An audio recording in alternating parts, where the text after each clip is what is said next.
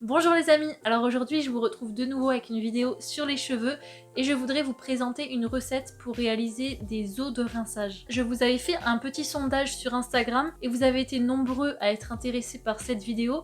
Pour les personnes qui ne savent pas ce que c'est des eaux de rinçage, en fait ça va être une préparation qu'on va faire et qu'on va utiliser après la douche. Donc une fois que les cheveux sont bien lavés, bien essorés, et bien on va rincer une dernière fois les cheveux avec cette eau là. Et en fait elle va avoir pas mal de propriétés, donc déjà ça va apporter de la brillance aux cheveux, et en plus de ça, après selon la préparation que vous allez faire, ça peut apporter plus ou moins de vertus, mais ça va aussi refermer les écailles du cheveu et du coup faciliter au démêlage. Donc moi j'utilise vraiment très souvent ces eaux de rinçage là, et c'est vrai que c'est ça qui me fait pas mal briller les cheveux. Donc aujourd'hui je vais vous présenter 3 recettes pour réaliser des eaux de rinçage. Donc c'est parti, je vous laisse tout de suite avec la suite. Je vais commencer tout de suite avec l'eau de rinçage la plus simple, avec des ingrédients que vous avez tous normalement chez vous. Et pour ça, il va vous falloir juste de l'eau et du vinaigre de cidre. Donc le vinaigre de cidre, il a vraiment plein de vertus pour les cheveux, je vais vous expliquer ça. Donc là, dans une bouteille de 500 ml, je viens mettre de l'eau à peu près jusqu'en haut et je viens ajouter 3 cuillères à soupe de vinaigre de cidre. Donc en fait le vinaigre de cidre il va apporter de la brillance à vos cheveux, il va les rendre plus doux, il va aussi aider à lutter contre les pellicules, donc ça en fait vraiment un excellent anti-pelliculaire. Comme je vous l'ai dit aussi tout à l'heure, ça va refermer les écailles du cheveu et du coup faciliter le démêlage après la douche. Et voilà, c'est déjà fini. Donc vous pouvez mettre cette eau au frigo 1 heure avant de l'utiliser par exemple. L'eau froide c'est aussi très bon pour les cheveux. Je vous montre juste après comment appliquer ces eaux là. Alors maintenant, je vais vous montrer une recette qui va être parfaite pour les personnes qui ont tendance à avoir un cuir chevelu gras. Pour ça, on va venir utiliser de la lavande ou alors du thym. Donc soit vous utilisez de l'hydrolat, mais ça peut revenir cher à force, ou alors comme moi, vous pouvez venir faire votre propre infusion.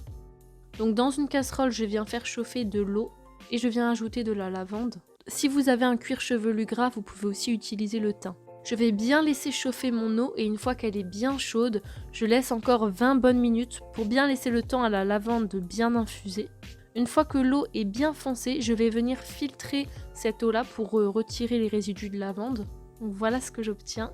Et ensuite, je viens verser mon infusion dans un flacon. Donc là, c'était un flacon de 250 ml.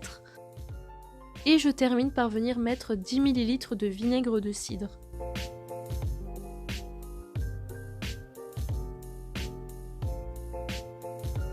Et voilà le résultat. Donc là, vous allez avoir une eau qui va permettre de démêler vos cheveux, mais en même temps de rééquilibrer les cuirs chevelus qui ont tendance à devenir vite gras. Et maintenant, on va passer à une recette, cette fois-ci qui va être adaptée aux personnes qui ont les cheveux blonds à châtain clair. Et pour ça, on va utiliser de l'infusion de camomille. Donc comme tout à l'heure, soit vous utilisez de l'hydrolat ou alors une infusion. Donc vous pouvez prendre des sachets de thé ou alors directement infuser des fleurs de camomille. Donc je verse mon infusion dans mon flacon et je viens ajouter 10 ml de mon vinaigre de cidre.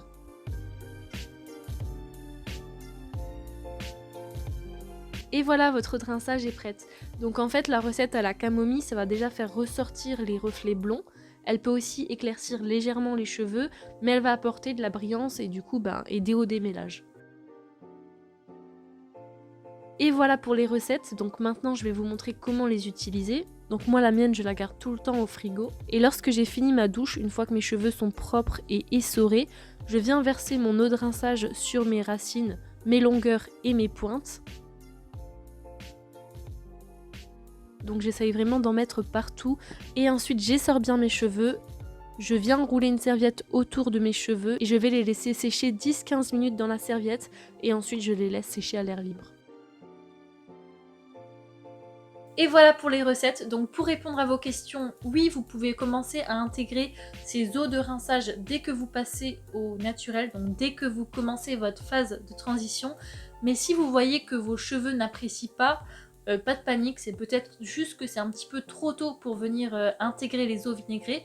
Dans ce cas-là, patientez peut-être 1, 2, 3 mois et réessayez à ce moment-là et normalement vos cheveux devraient bien apprécier. Si vous ne savez pas de quoi je parle quand je dis phase de transition, en fait c'est tout simplement la période où les cheveux vont s'habituer au naturel. Donc dès qu'on passe du chimique au naturel, on peut avoir une période où les cheveux vont être secs, gras, vous allez avoir des pellicules, et bien ça en fait c'est le temps que les cheveux s'habituent. Ça s'appelle la phase de transition capillaire et je vous ai fait une vidéo entièrement consacrée sur ce sujet avec mes conseils pour passer au mieux du chimique vers le naturel. Donc si vous ne l'avez pas encore vu, je vous mets le lien en barre d'infos, ça pourra vraiment vous aider.